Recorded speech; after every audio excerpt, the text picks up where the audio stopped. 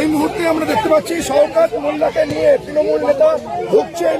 NIA আধিকারিকরা শওকত মোল্লাকে খুঁজছিল NIA আধিকারিকরা গতকাল।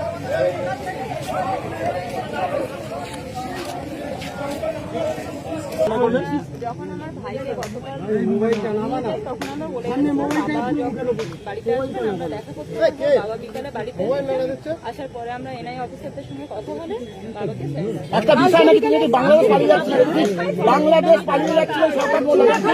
চুনাখালীতে আমি কি করছিলেন গতকালকে? চুনাখালীতে জাননি, চুনাখালীতে কথা আমি কোথায় ছিলেন এই যে আপনার বাড়ি কোথায় ছিলেন? কোনো একটা কাজে গেছিলেন, তারপরে এসেছেন, আসলে আমরা গাড়ি করে নিয়ে এসে বাড়িতে সেখানে আপনার কোথায় কাজে? আপনারা কোথেকে নিয়ে এসছেন? আপনারা কোথেকে নিয়ে এলেন? বাড়ি থেকে নিয়ে এলেন? কোন বাড়ি থেকে? কোন বাড়িতে ছিল? মৌখালীর বাড়িতে আমি এই মুহূর্তে